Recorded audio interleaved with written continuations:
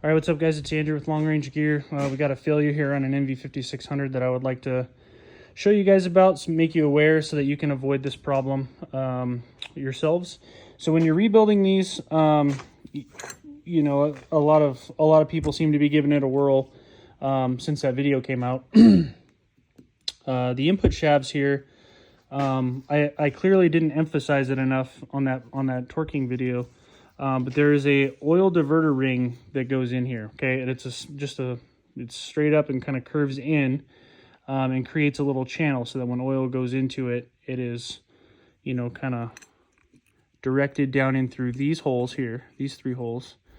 They go through the input to this bearing. Now, this bearing obviously had a massive failure. That is all bearing matter.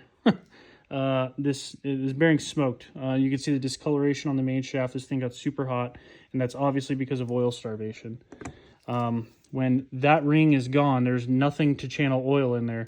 When that ring is gone, any oil that touches the surface is gonna, you know, centrifugal force is just gonna send it out. It might get to this bearing. You know, there's no telling what it can do. So what happens is that little ring that protrudes up slightly and curves inward interfaces with this diverter on the bearing retainer. So from the bell housing, it channels, there's a cup on the bell housing that channels oil into this this hole right here. It fills behind this diverter. So this diverter is also extremely mandatory. It is not optional. You have to have it. The backside of this diverter will fill with oil. It will lubricate the front seal.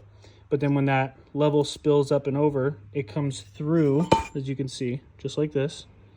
It comes up and over and out and goes in behind here.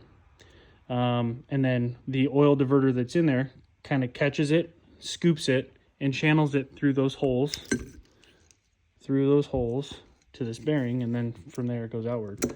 So if you don't have that, obviously any oil that lands right here is just going to go straight out this way or along to this bearing. Maybe this, you know, this bearing looks pretty healthy or fairly healthy for what it is.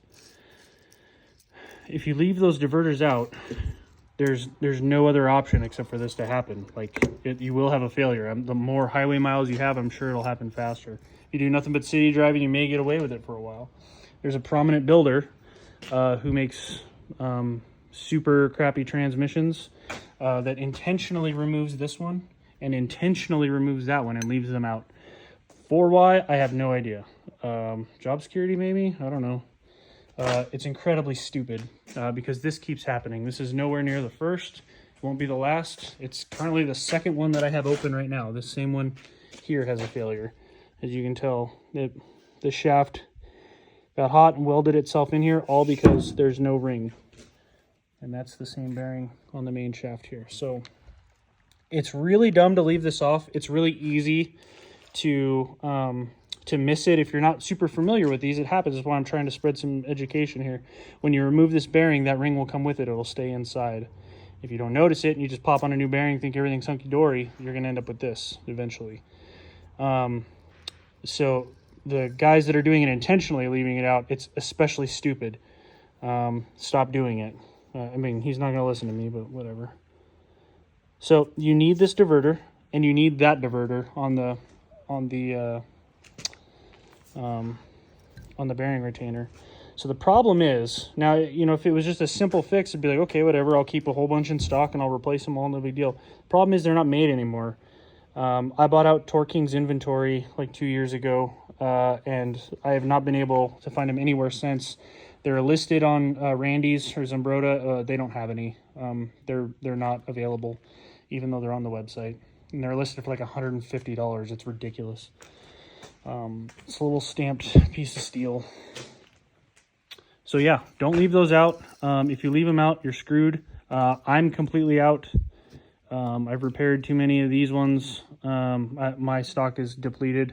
I gotta have some made now.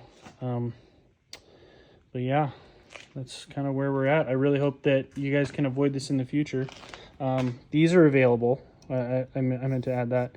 These are available. There are only a couple bucks from Transtar. I keep, you know, some on hand right there. Just a whole bunch of them. because you can still get those for really cheap. I don't know why these ones aren't made, but they're not. So yeah, this also will help keep your input seal in place if it decides to start walking. They don't touch. They're not supposed to touch, but you know, stuff happens. Anyway, just want to make sure that's known. You guys pay attention to that. Make sure you move them over if you're rebuilding these at home, and don't have a failure like this guy did and all those other guys. Long range gear, www.lrgdiesel.com. Long range gear on Instagram, Facebook, and check us out on YouTube as well. Thanks. Bye.